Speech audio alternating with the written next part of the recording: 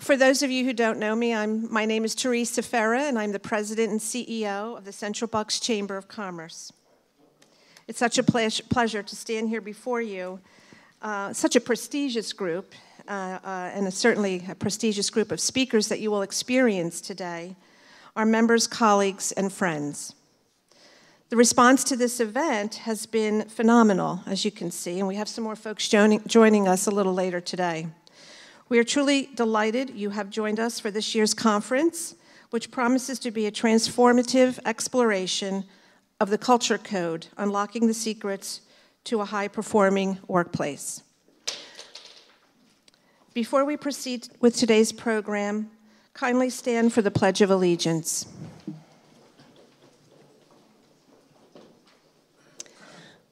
I pledge allegiance to the flag of the United States of America and to the republic for which it stands, one nation, under God, indivisible, with liberty and justice for all. Before we get started with the program, I'd like to bring up a couple of our sponsors, some very special guests, and to thank them for sharing their time with us today. First off, before we get started with bringing those folks up, I'd like to acknowledge former Governor for the state of Pennsylvania, Mark Schweiker. Please stand. Thank you for joining us. Our Bucks County Commissioners, Bob Harvey and Jean DiGirolamo.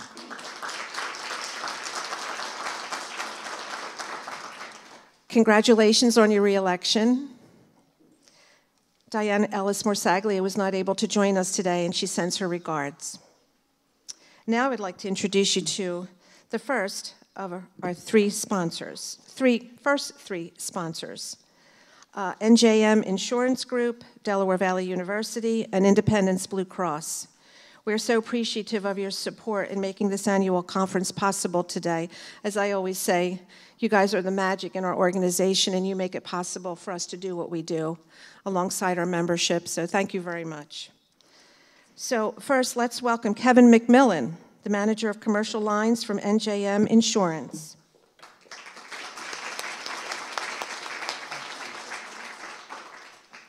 Thanks, Teresa, and thanks, everybody. NJM is a proud sponsor of the Central Bucks County Chamber of Commerce, Central Bucks. Happy to be here. Met a lot of great people already this morning, and I look forward to today's events. A little bit about NJM. You've probably seen our commercials. Hopefully you've seen a few of them. We're headquartered in West Trenton, New Jersey. Been around for approximately 110 years. We are a provider of both business and personal insurance. Business-wise, we can provide workers' comp, general liability, property, and umbrella coverages. We work with all sizes of business, small, medium, and large. And we're currently operating in 6 states. We're proud to say we've become a mid-Atlantic regional carrier. Slow and responsible growth is our theme, and working with people such as the Chamber is what we love to do. As they provide solutions for growing businesses, we provide solutions as well in the insurance arena. Additionally, we provide personal lines insurance, home, auto, umbrella, renter's insurance, condo. Additionally, we pride ourselves on service. We're a J.D. Power Award winner with service. We look at ourselves as a gold standard as far as servicing our policyholders. And if anyone's interested, please go to njm.com, or please see myself or my colleagues. Will be here today. And I look forward to today's events, so thank you very much.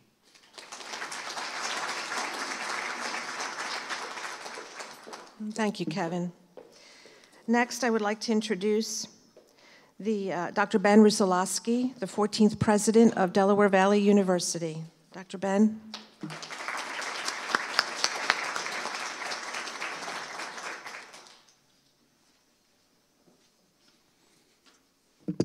Good morning, everyone. And thank you, Teresa, for welcoming me to share a few thoughts this morning as we look at the secrets to high performance in the workplace. At Delaware Valley University, we believe that to be successful in today's world, employees need meaningful hands-on experience in their field, passion for what they do, and respect for others through core values. We've been educating people through science with practice for more than 125 years. Today we call this idea of knowledge or learning by doing Experience 360, and it goes far beyond our students gaining the internship experience that many schools now offer. To prepare students for success in your various organizations, we start with courses in career exploration, where students research potential career paths, gain a deeper understanding of those paths, and then gain real-world experience to help them discover their passions and realize their potential through career exploration experiences and internships. They also have opportunities for leadership and to learn to be part of a community through group activities and our more than 70 clubs and organizations, the majority of which tie directly in to our majors. Most importantly, particularly in today's world, in these times, our students learn about core values, respecting all people, valuing the world of ideas and differences, serving with passion and commitment, living with integrity and respect, and pursuing excellence in all that they do. We believe that this comprehensive learning experience across our majors in business, the agricultural and life sciences, the humanities, and the health sciences contributes to motivated, successful employees upon graduation. And our career success rate of 94.4% this past year supports that premise. It's our highest in the 11 years since we revamped our experiential learning program in 2012. I thank Teresa and her team, as well as Kevin and the Board of Directors, for the opportunity to speak with you this morning and for once again putting forward a stellar program for all of us for the annual business conference. Del Val is proud to be part of it and even prouder to be part of this community with all of you. Thank you.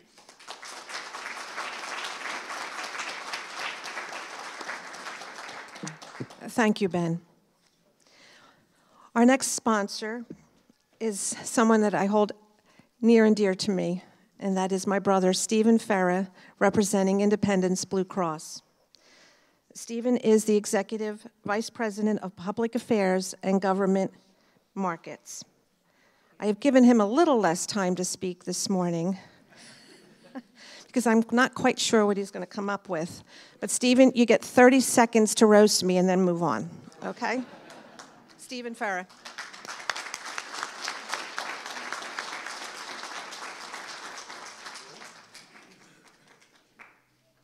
Sit down and relax, because there's a lot I got to get off my chest. I've been waiting for this moment for a long time. Now, I really appreciate the opportunity for Independence to support this event and partner with so many of you on a daily basis. So on behalf of our CEO, Greg Devins, who we'll be hearing from shortly, this is a really important day.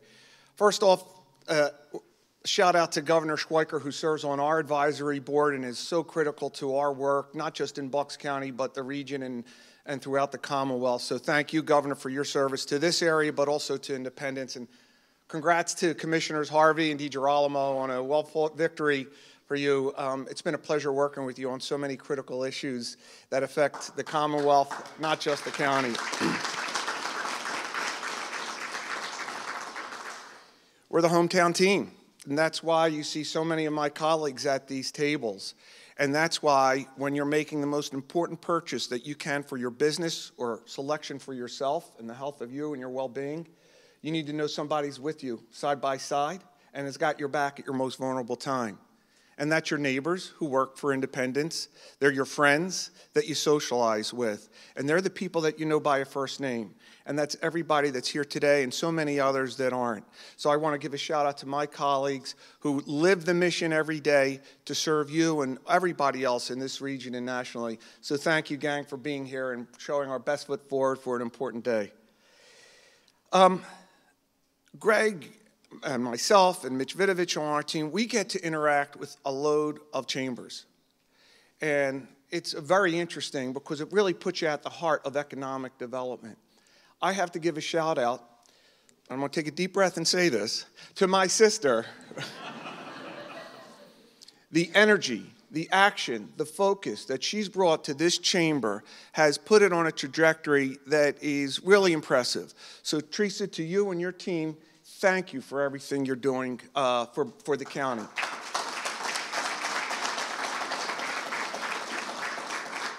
Because as this county goes, so goes this region. And as this region goes, so goes the Commonwealth that we care about. We drive the economy in the Commonwealth. So if Bucks County is not leading the way, as it often does, we're at a loss. And so the importance of a day like today can't be understated. We're 3.5 years removed from a pandemic, which totally changed the paradigm of how we do business, no matter what business you're in. And the key to that is our labor force and how we're interacting with our customer base. And you know what? We're still figuring it out. And you can't figure it out in a vacuum. So forums like this help to educate all of us to have a better understanding of where we are, but more importantly, where we need to be.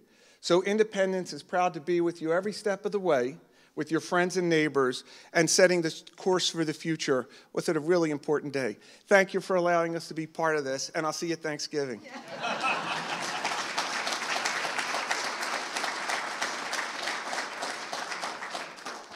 Thank you, Stephen. Well, apparently the check I sent him was enough, so.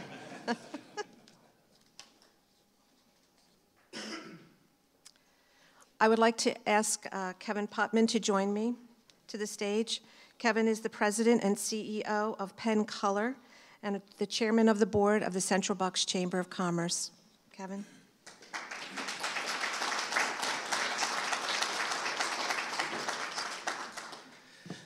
Thank you, Teresa. Good morning, everybody. It is great to be with you all today. On behalf of the Board of Directors, I am delighted to welcome you to our annual business conference. We have an exciting program for you today, an event that promises to be a thought-provoking and insightful journey into the dynamics of organizational culture and its profound impact on performance and success. Now, it is my distinct honor to introduce our esteemed keynote speaker, Gregory Devens, President and CEO of Independence Health Group, the parent company of Independence Blue Cross, which, as we all know, is one of our industries, or one of our nation's leading health insurers. Under Greg's leadership, Independence has been committed to advancing equitable, whole-person health care. This includes an emphasis on reducing racial and economic health inequalities and integrating physical and behavioral health care.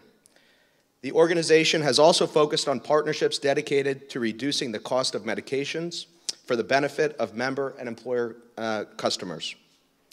Greg has achieved many, many accolades, including being named one of Savoy Magazine's most influential black executives in corporate America.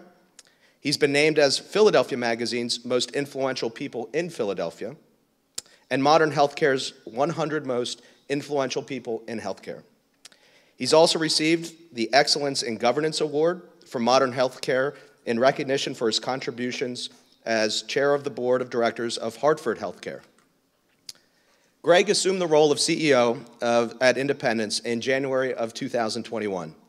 He first joined Independence in 2017 as Executive Vice President, Chief Financial Officer, and Treasurer. Prior to that, he held senior financial roles at MassMutual, New York Life, Cigna, and GE Capital.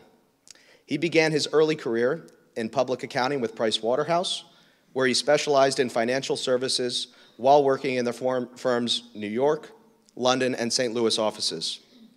Greg serves on various boards, including Allegis Technologies, America's Health Insurance Plans, BCS Financial Corporation, the Blue Cross Blue Shield Association, the Chamber of Commerce for Greater Philadelphia, Hartford Healthcare, National Institute for Healthcare Management, and Quartet Health. He's also on advisory boards for PNC Bank and Town Hall Ventures. As part of his responsibilities at Independence, He serves on the boards of Independence Health Groups and its subsidiaries. In addition, Greg serves as trustee of the Barnes Foundation.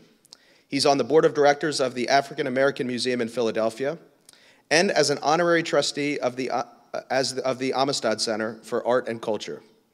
He also served on the Transition Leadership Board for Pennsylvania Governor Josh Shapiro. He is a member of the Executive Leadership Council, the National Association of Corporate Directors, the American Institute of Certified Public Accountants, and the Missouri Society of Certified Public Accountants. Greg holds a Bachelor of Science degree in accounting from Florida A&M University, and he has his CPA. He and his wife Beverly have 3 adult children. Greg, I got to tell you, I'm exhausted just reading all that. I think I can speak for all of us when I say I don't know how you find the time to do all those things. Please, Greg, if you could join me on the stage, I'd appreciate it. Let's welcome Greg. So as we begin our journey, I'd like to first start by touching on really your philosophy around employee engagement, an area that I know many of us are very, very passionate about and looking to drive in our own businesses. So what initiatives are you most proud of that support employee engagement, DEI, and overall well-being at Independence? And can you speak a little bit about how those initiatives are structured and the value that those things have created for your company? No, it's great. First of all, let me say thank you to you, Kevin, and Teresa for having me today. And I apologize for that long bio that you had to read. But no, it's just been, for me, an incredible experience being here in the greater Philadelphia area. This is an incredible region. I've lived in a lot of different places in the country. I lived overseas in London for a couple of years, and I really love this region, so it's a delight to be here.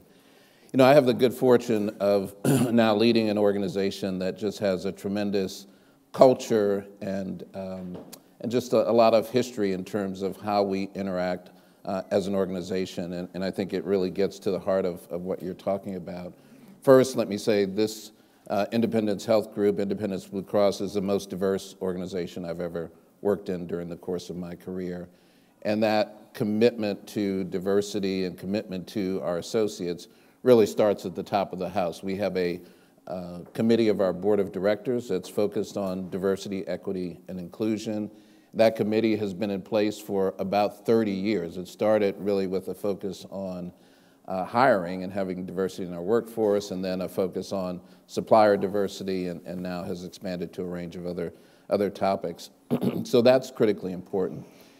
And you know, having worked in a lot of organizations, particularly if you come from a minority group, representation matters. Seeing someone or engaging with others who have a common experience with you, and that is not just a racial or ethnic thing, but also in terms of your age cohort. So seeing people in your age cohort. So we have a number of associate resource groups that are kind of targeted at different groups: Latinx, African Americans, individuals with disabilities, individuals who themselves or family members are going through recovery, women, et cetera. And those groups are really a key part of how we engage people from different backgrounds. And what we have found over the years is that the programs that those groups put on, they bring in outside speakers, they have celebrations around, you know, particularly significant days for their respective communities. But that engagement really solidifies their relationship with the company. And we find that the people that are actively engaged in those resource groups excuse me, tend to stay with the company longer. They tend to have a higher level of engagement, et cetera. So that's a critical element of what we do. I think you also have to think about the environment that you have. We had the good fortune, I guess just before and sort of into the period of pandemic, we built out an innovation center in our building. And in that innovation center, we have space for meditation rooms. We have lactation rooms for young mothers. We have space for recreational activities, shuffleboard, gaming, et cetera, that allows people to kind of step away from the activity of the day and just kind of refresh their minds and exhibit a little bit of creativity, around that, and we find, again, that people that do that and take advantage of that engage well. Physical well-being is important, so we have a great fitness facility in the building, and so a lot of people take advantage of that. Now, Steve made reference to the fact that, we're working differently today. So one of the things that we've had to do in recent years is to figure out how do we do those things with the workforce that now is working remotely more than they are in the office. So we've introduced a number of wellness programs that are really focused on helping people to understand how they engage in those activities, but doing it from home or doing it from their respective communities. So, all of those things are important. And then I guess the last thing I would say is benefits. So we're a benefits organization as we think about the needs of our workforce, which has 5 generations kind of represented in it now. And we have to think about what are the needs of all of those different generations. So we've introduced a number of benefits that are appealing to various generations. So for younger couples and families that are, individuals that are trying to start a family, we have fertility benefits, which we introduced a couple of years ago. We recognize that mental health is a challenge in our country, and so we've introduced some new capabilities around mental health. You mentioned that I'm on the board of a company called Quartet Health, which is really focused on how do you get people screened for mental health conditions and also get them access to care quickly, which is critically important. We introduced earlier this year a lifestyle benefit. Individuals get a card that they can use on a range of activities, anything that they want, from fitness centers, so if they want to pay for their gym memberships, if they want to go and buy books, if they want to go and get a massage as kind of a way of relaxing and helping them kind of get through the stresses of life. All of those things are available. So I think you have to take a multifaceted approach in terms of how you keep the workforce engaged and really enable your ability to attract and retain great talent. Wow, fantastic. Yeah. Interesting. So from your perspective, as a provider of well-being benefits to thousands of clients across the country, how does investing in mental health, overall well-being, and engagement contribute to a company's success? Before I answer that, let me just share a little bit of data. So we look at the conditions that not only our employees have in terms of their health, but also from our customers as well.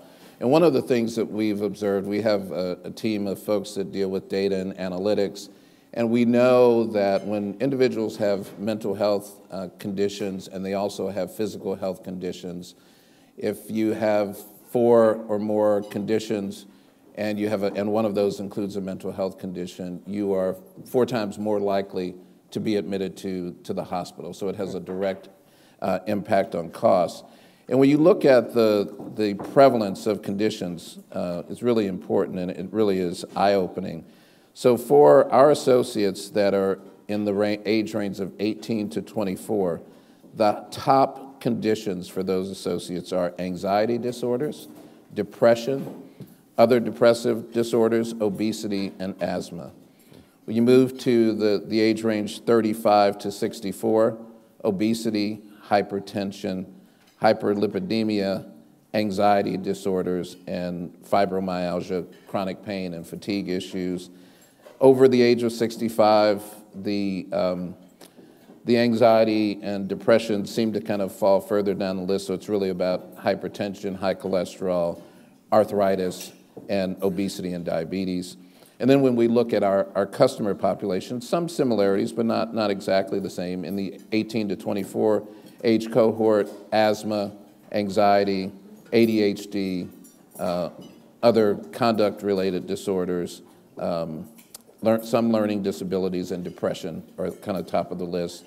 In that 35 to 64 group, obesity, hypertension, similar to our cohort, and over 65, kind of the same. Yep. So it really is important, just given the prevalence of those mental health conditions, particularly anxiety and depression, that we deal with that. And that's why Steve mentioned we're really focused on serving the whole body. So really a focus on not only health equity, but also overall health and well-being and integrating physical and mental health treatment. And so that really is important in terms of the cost to the organization, but it's also important in terms of the health and the well-being of individuals. Sure. Do you find, I think in years past there was quite a stigma around mental health challenges, right? How do you see that landscape today? How has it changed? How are people viewing it and embracing it differently? Well, I think the stigma, I won't say it's entirely gone away, but I think it has diminished quite significantly for a couple of reasons. One is that you've had a number of high-profile individuals, whether athletes or actors, actresses, that have divulged that they have struggled with mental health conditions over the course of their lives. And I think when people relate to those individuals, they sort of say, I see myself in that person, or if that person can stand up and acknowledge that challenge, and I can stand up and acknowledge that challenge. That's point one. As I look back at the period of the pandemic, it was a challenging period, but there are a couple of what I'd call silver linings that came out of it. So one of those is the rate of comfort and utilization of virtual health, or telemedicine, as sometimes we refer to it.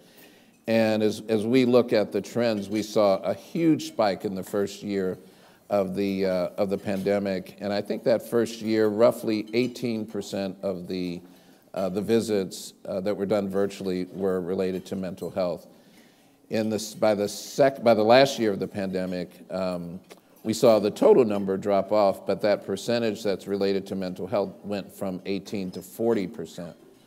So I think people are finding it really comforting to be able to have that interaction with mental health clinicians who can help them work through issues. I think I've talked to a few clinicians that say it's good for them to be able to see the person in their home environment, and I'd say that's especially important when they're dealing with adolescents. Yeah. And so I think we're making progress. We still have a shortage of clinicians. We don't have enough people serving the needs of the populations really in all regions across the country. So that's a challenge that a lot of us continue to work on. Wow, interesting. So shifting, if I may, a little bit to strategy. Yes. How do you measure employee engagement and well-being within Independence? And are there any key metrics or indicators that you particularly focus on? Yeah, we do annual employee engagement surveys, and I want to share some data coming out of that. We just completed our most recent one, I guess a couple of months ago, and we've been sharing it with teams across the organization recently.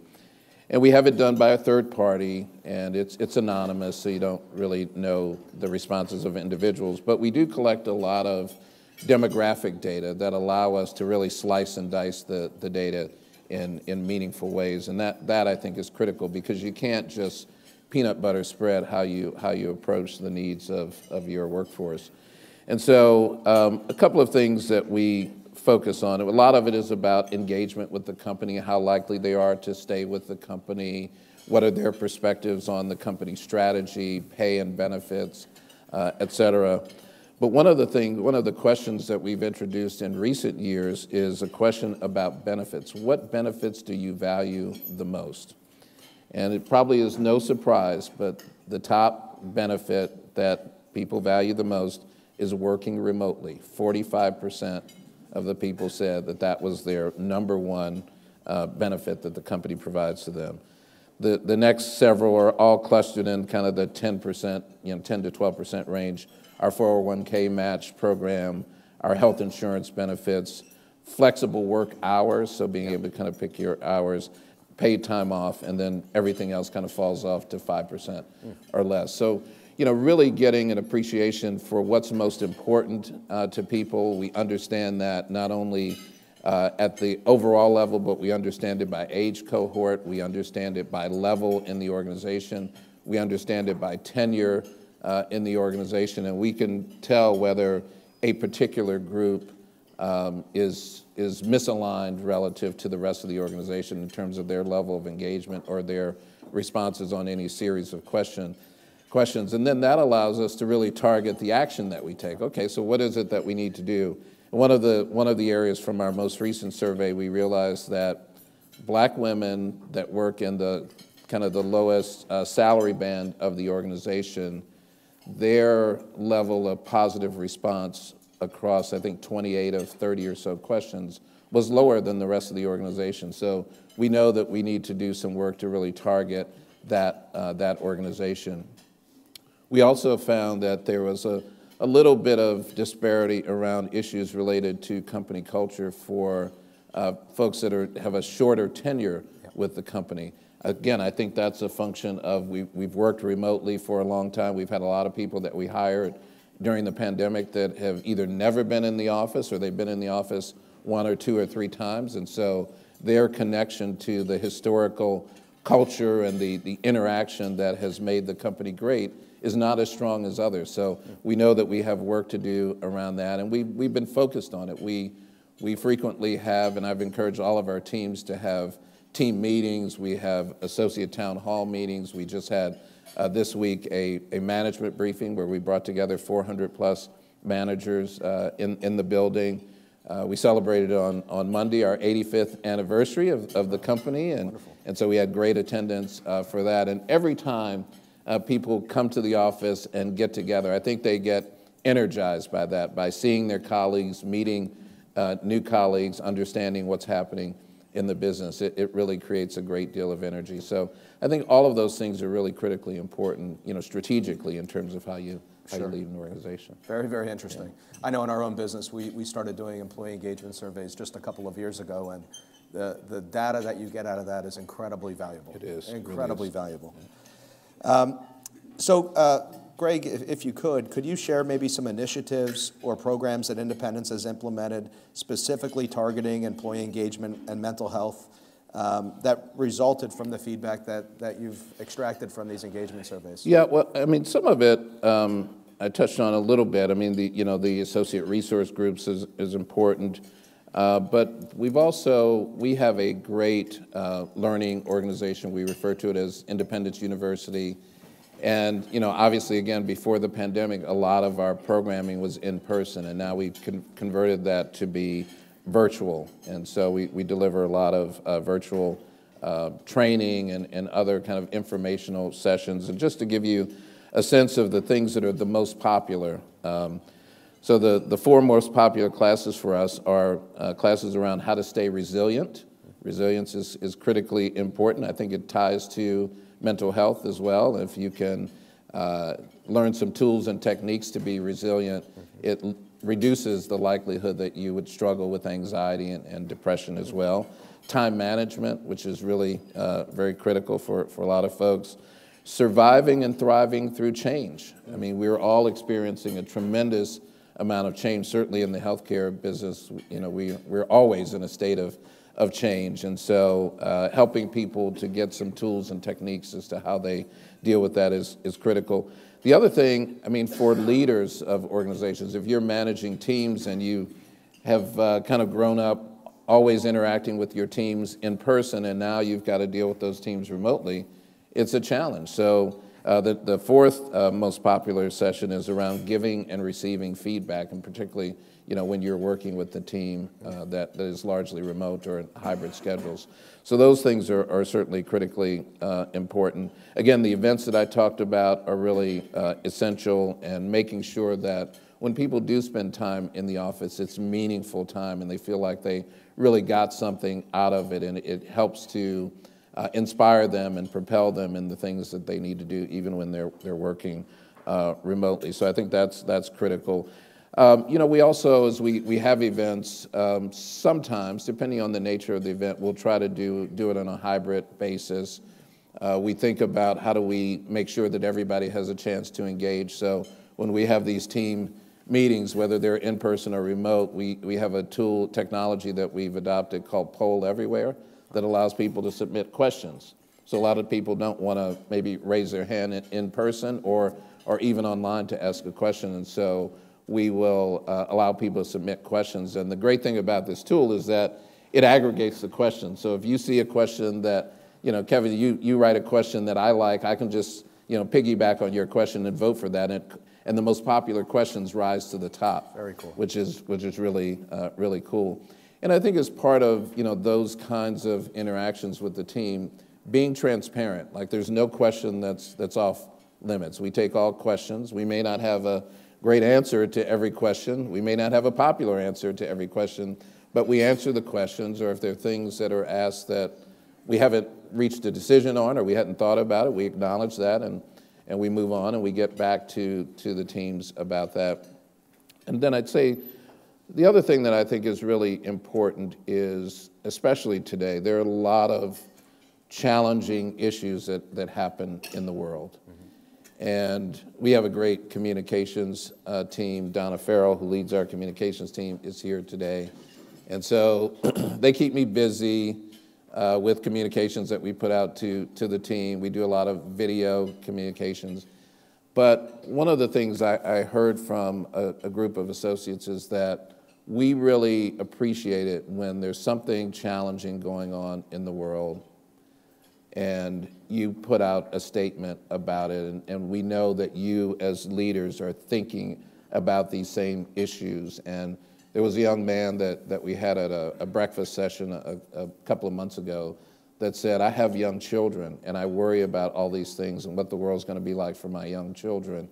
And when I get these messages from you, I know that there's somebody else out there that's thinking about these issues. And not that not that I'm looking for you or the company to have a resolution or a solution to the issue, but at least you acknowledge it, and it lets us know that others out there are kind of thinking about these things as well. So wow, interesting. So anytime you're trying to drive change, there are challenges. But what challenges specifically have you faced when trying to enhance employee engagement? And can you share a little bit about maybe how you overcame them? That's interesting. I would say, I think a lot of it is just about how do you personalize it? You get all this rich information, and then how do you reach out and engage with the teams where there are issues? And I think one of the things I think about relative to communications is, we have to be good listeners. And I think it's probably more important that we listen than it is that we speak sometimes. And so we've tried to put in place forums that allow for that. So I mentioned the breakfast that I had. So I do a monthly breakfast. Usually it's 20 or 25 associates, and it's just an open forum for them to ask questions, to give advice, to share their perspective on things. And it's amazing what sorts of things come up. So one of the sessions recently, someone talked about the lifestyle benefit that I talked about before, and how they were using it. So a lot of other people around the table had gotten this lifestyle benefit card. They didn't know what to do with it. Somebody said, well, I used it to buy books. I used it to go to the spa. I used it for this, for that. So they learn from each other. I think that's important. But they also get a chance to share, what's important to them. It's important for us. Someone mentioned that the fertility benefit that we offered was really important to them for their family. Someone mentioned that being able to have a little more flexibility in their work was important. Now we saw that in the survey, but now you put a face to it with someone acknowledging how important that was. Someone talked about the food that we offered in the cafeteria. That they were happy that there were some healthy choices available. So I just think having a forum that allows you to hear from people is really critically important. And I think it's helpful to us to think about, okay, what do we need to do next? What are we hearing about the most? What's working? What's not working? And as a company that's in the benefit space, we introduce new benefits and we see how they work and what the level of adoption is. If they're not well adopted or the service is not working at the level that we'd like, we pull back from that and we focus on the new things that are important. And I think you have to have that flexibility as you think about the evolution of the workforce over time. Yeah, not every action you take is going to be a home run. That's right. That's exactly right. And you have to be willing to make a change. Yes. Yep, absolutely. Interesting. So if I can maybe pivot, and you touched on some of this already, but I want to talk a little bit about your personal approach. Yes. Right? So you're involved in a lot of things. Yes. Not just at Independence, but obviously outside. So how do you personally ensure that you keep a pulse on the engagement and well-being of employees, and maybe most importantly, stay present in front of your employees? Well, I mean, first of all, I can't be everywhere all the time, so I have to rely on having a great team, and I do, get a chance to work with a great team every day. And when I meet with leaders of the company, I will typically ask about, particular issues that I know are relevant about their teams. How's your team doing? How's this person doing that I know was working on a particular developmental opportunity? But beyond that, and I know the team doesn't really like this all the time, I'm known to just pop up at places, right? So my assistant gets nervous, like, you're leaving the floor, where are you going? I'll be back, right? I'll be back. So I'll just pop into a meeting. Like I heard that Steve was looking for me a few days ago, and somebody said, I think he's down on 37. I said, okay, I'm going down there. Oh, you want me to call? No, don't call him. I'm just gonna go see what he's doing down there. So I just pop in, and Steve was meeting with like 3 or 4 members of his team, and they were getting prepared for an event later in the week, and so I got a chance to talk with them about what was happening, and so that was great. So I tend to do that a lot, and we have a great, conference center. So again, the team, when we have team meetings or we have training that's going on, I'll just pop in and say hello. And a lot of times I want to just be a fly on the wall. I just want to sit and kind of watch and see what's happening. But usually they say, our CEO's here. You got to make a comment, or we'd love to take pictures with you. So it's great. But I think you just learn a lot. I mean, you really get a sense about what's happening. You get to see how people are interacting with each other. You get a sense for what they're working on, et cetera. And if they're struggling with issues, sometimes they'll say, oh, we're working through this problem or that problem. So I find that incredibly helpful. I do a lot of things outside of the company as well, and so I get a chance to hear from our members, our customers. I get a chance to hear from community organizations that we work with, representatives of all the chambers, and people are not shy. They will say, your organization really helped us a lot with this issue or that issue, or a family member of mine had this health issue and your team really helped us work through it, or there was an issue that we had relative to benefits, and so we work through those issues as well. So I just think being present, I think sometimes kind of popping up unexpectedly at places is really good, and you learn a lot from those interactions. Interesting. Yeah, to the pen color group at the back, I'm going to take that advice and do a lot more pop-ins. Just pop in, just show up. It's good. So what would you say are the biggest lessons you've learned about employee engagement during your tenure here at Independence? I mean, I guess first, I think in coming into any new organization, you really have to spend time getting to know and getting to understand the culture of the organization and how it works and how things are done. And Independence is unlike any other organization I've ever worked for. This region, I would say, is unlike any other region I've worked in. I've come to know that not only within Independence, but within the region, this is a much more relationship-oriented region of the country. Other places where I work, I'd say the interactions that people have are a lot more transactional. And people here have deep relationships, a lot of long-standing relationships.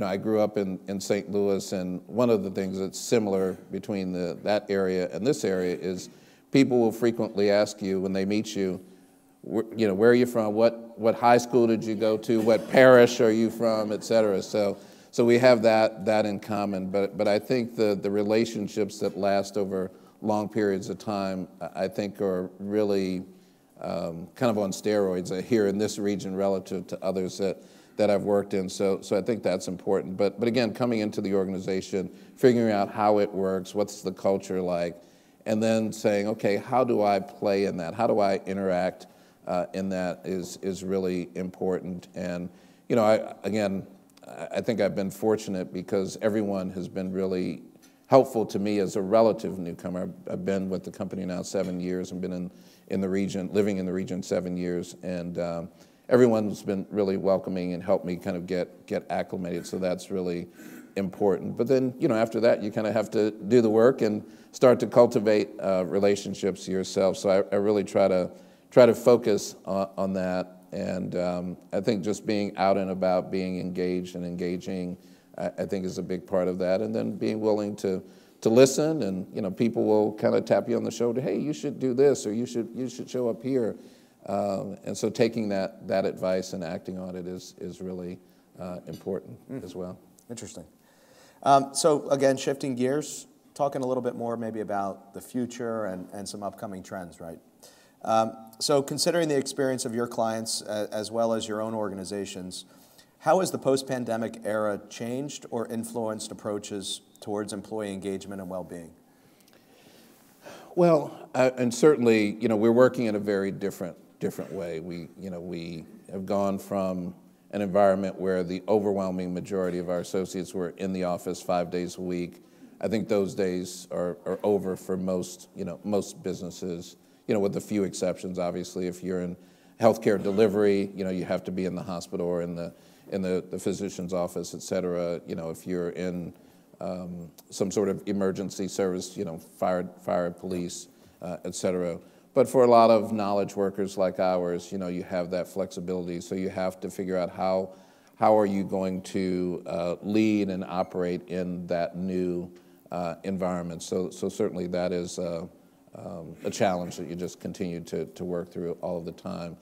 I think as I think about the future, AI, I know that AI is going to be a big topic of discussion later today, but technology in general, but particularly AI, I think is going to have a big impact on us going forward, and we're spending a lot of time thinking about that. I think there are a lot of potential applications, but we're in a heavily regulated business, a lot of restrictions on what we can do with personal health or protected health information, personally identifiable information that identifies, the identities of individuals. And so we have to be really cautious around that. So we have a team of about 50 people from all areas across the company that are working on what are the use cases for that technology, how will we use it to make the member, the customer experience better. We work very closely with all of the major health systems in the area, and we're always thinking about how do we make it more efficient for our members, their patients, to get access to care. That's one of the reasons we work with Quartet, because we want people to get screened for mental health issues, and we want them to get access to care as quickly as possible. How do we kind of reduce the administrative elements of prior authorizations and things like that? So we're working with a number of the health systems around those issues. So that's important. And then how do we think about not only for our workforce but for our members, access to resources, whether it's care for members or other services for our associates virtually. So we know that we need to do that. And I mentioned some of the things we do from a training standpoint, but thinking about how that's going to continue to evolve over time is critically important. Yeah, it's a quick. The world is changing very fast. Right? Very much so. Yes. Right. You maybe already touched on it just a minute ago, but if you can expand a little bit on how you see technology playing a role in shaping employee engagement in the future. Yeah, I mean, I do think it's critically important. So I think, the survey information is good, enabling employees to stay connected to the company through meetings that are done on a hybrid basis is really important. And, we've invested a lot in technology to enable that, even down to devices. Obviously now, desktop computers really aren't as relevant as now the laptop. So everybody needs to have devices that are mobile. We need to have services and functions that people can do from their phones. We know that people are dependent on their phones as devices. So there's a lot that I can do from my phone in terms of approving documents or transactions or obviously reviewing messages, reviewing documents that need to go out, et cetera. So a lot of engagement there. We just, in our offices, we just moved to a new phone system. It's really interesting. And the phone system is tied to Teams, which is the service that we use for all of our meetings. So now I have a phone phone-like device, I'll say, on my desk that is connected to Teams. I can search by name. I can initiate a Teams call with someone, or I can with video, or I can initiate a call that's more of a voice-to-voice call. I can also get now those calls on my cell phone, so it comes through my cell phone. So anywhere where I am, I can get those calls. So I think you're right. I mean, technology is really evolving, and we have to constantly think about how do we integrate that into the way that we work, and I think that's so important. How do we embrace it, right? And we have to embrace it. Yeah. I mean, it's not going anywhere, Yeah. right? If anything, it's going to get more and more complex. There'll be more and more options available to all of us, and we need to think about that. I mean, the other thing that we do is wearable devices, which is important. I'm a watch guy, so I normally wear a traditional watch on one side and the Apple Watch on the other. I forgot my other watch today. But that's really important, and so getting many of our associates to use those devices. We have a center right across from our headquarters building called Independence Live, where we have teams that can help our members understand how to use these devices and use them to monitor their health. So that's critically important, and it's important in terms of the engagement of employees as well. Wonderful, wonderful. So, Greg, my last question to you. Sure, yeah. You've been a trooper, thank you. Yeah. What advice would you give to other leaders looking to improve employee engagement and well-being within their organization? Yeah, I would say, one, I think you have to have a great listening strategy. Yeah. You have to have a great communications strategy. I think you have to be transparent. I think you have to really understand the makeup of your workforce, particularly across age cohorts, because younger generations are very different than my generation. What they need and what they expect from the company is very different. And you have to think about, given that makeup and given the trends, because obviously, the younger generations are becoming a much bigger and bigger part of our workforce. How do you adapt your programs? How do you adapt your style of leadership to those trends and to the makeup of the organization? I think that's very important.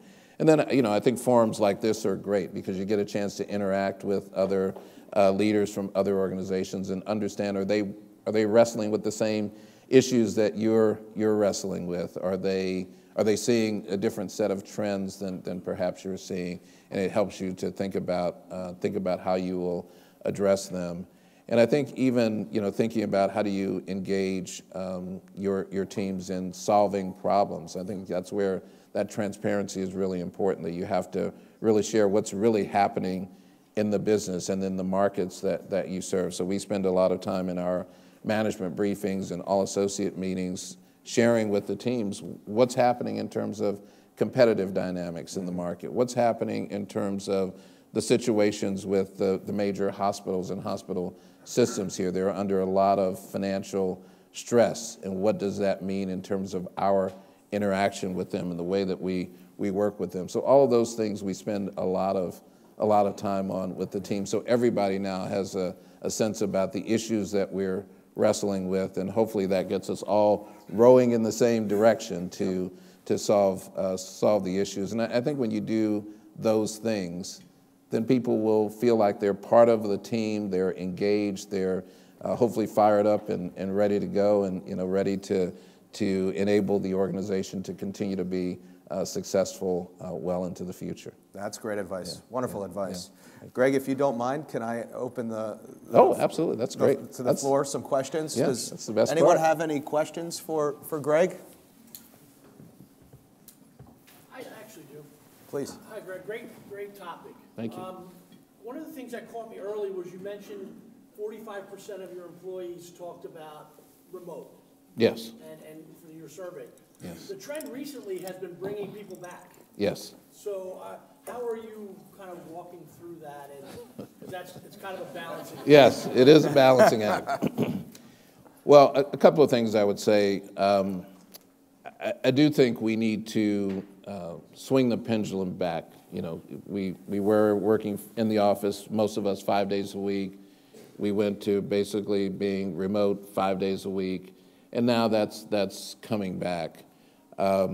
We've had what we refer to as a hybrid of choice model for the last year and a half, 2 years now, where individuals work with their managers to figure out, what's the frequency with which they need to be in the office. Do they come in for team meetings once a week or every other week, et cetera? And I think we need to get back to a bit more frequency than that.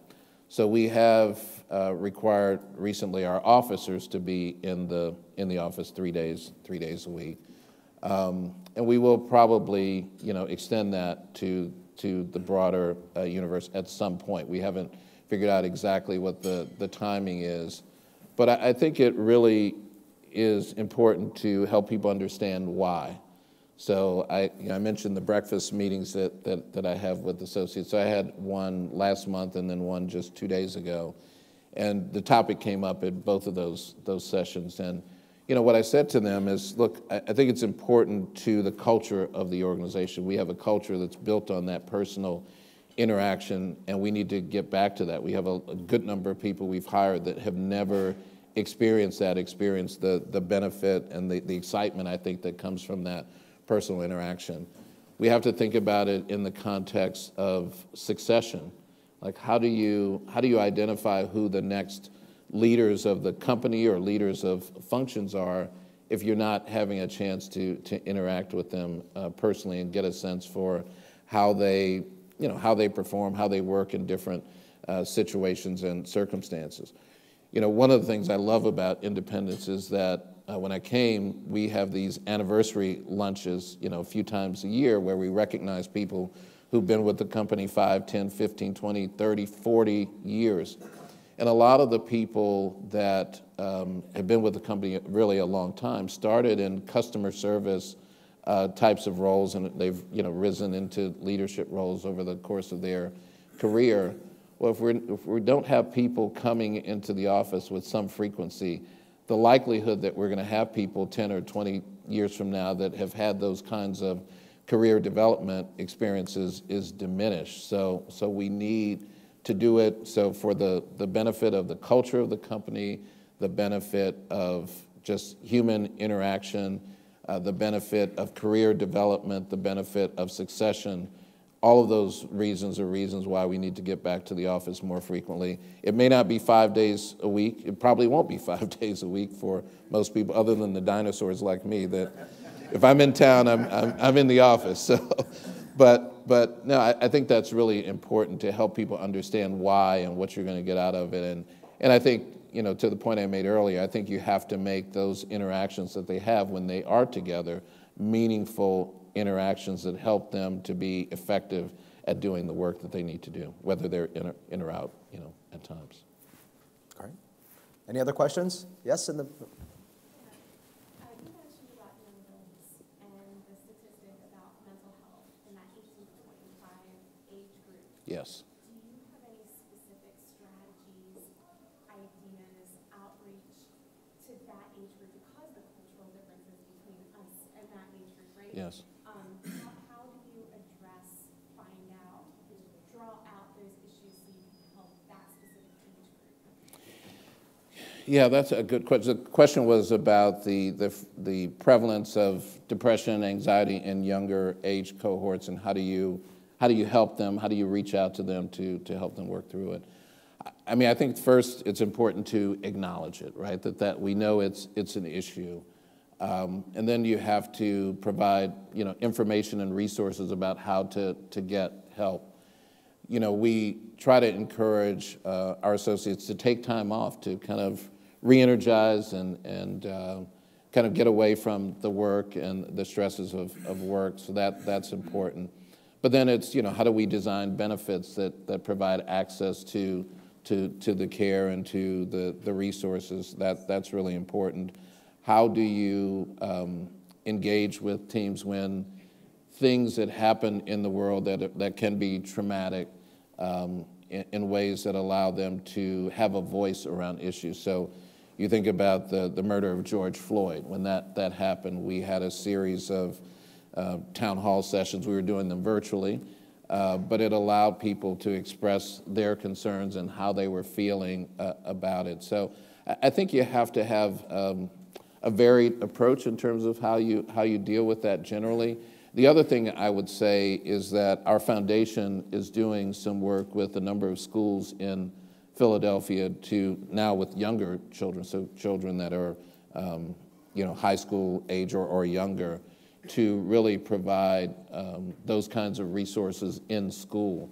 And I think as a society, we have to attack this from a number of different perspectives, but one thing that we have to do is we have to help our young children that are coming up as they are approaching adulthood be more resilient. So what are the types of interactions or services that can be delivered in the school or in after-school programs that allow them to build skill sets so that they are resilient, so they can deal with the challenges that they will face in life, whether they're related to career or peer pressure from social media or pressures of doing well educationally, et cetera. And I think if we don't attack it from the problem from that standpoint, we're never going to be able to catch up on the need that we have to deal with the anxiety and depression that ultimately develop over time. And then I guess the last thing I would just say about that is that one of the other challenges that the pandemic has exacerbated is the issue, and some would say the crisis of loneliness, and that a lot of people feel very lonely. They are isolated and spending a lot of time alone, and other than with their devices and who they interact with on devices. And we've got to figure out how do we provide environments and activities that allow us to attack that crisis of loneliness and get more people interacting with one another and feeling like they're building relationships that are meaningful and that hopefully help them avoid or minimize the impacts of depression and anxiety, et cetera. You're welcome. Teresa, do we have time for one more? Is there another question? Oh, you have one. Oh, here. sorry. Tom, go ahead. Sure, thanks. Thanks for the information. It was interesting. You said 45% of your employees said the number one benefit you provide them is the ability to work remote. Yes. And then you said also that when the team is in the office, you can feel the energy. Yes. Yes.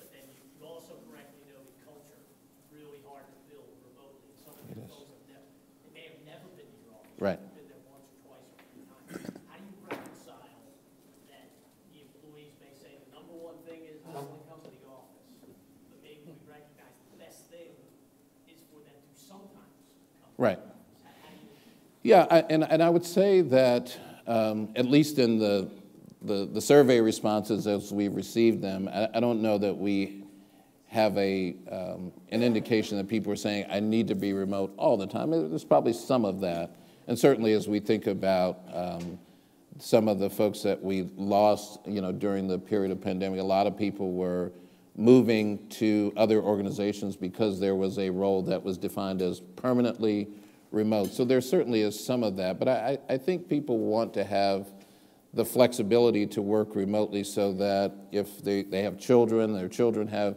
events at school, or they want to pick up the children from school or take them to school, they want to have that flexibility. But my sense is that people want to be able to do that sometime, but I think there's room for compromise, I guess I would say, to say, look, there are times when we need to be in the office, we need to be together. There are times when you need to be remote and have some flexibility to do other things that are important in your life. And I believe that we can strike an equilibrium to get to a level where we're doing things that are best for the business and best for the career interest of individuals, but allow them to also have the time to deal with the family and other issues that are important to them as they navigate their lives overall. And so that's what we're focused on. How do we find that right balance? What's the right number of days? And right now we have certain teams that have kind of aligned around certain days that they're in, and some teams are coming in a couple of days a week. Some teams are coming in 1 day a week, and we will probably get to something that's a bit more standard for for most of the company. But again, I think it will allow for that flexibility that people are looking for, but also allow for us to meet the needs of, continuing to advance the business. You're welcome. Great. Everybody, how about a great round of applause for Greg, huh? Thank you very much. This is great. Thank you. Awesome. Thank you very much. Appreciate it.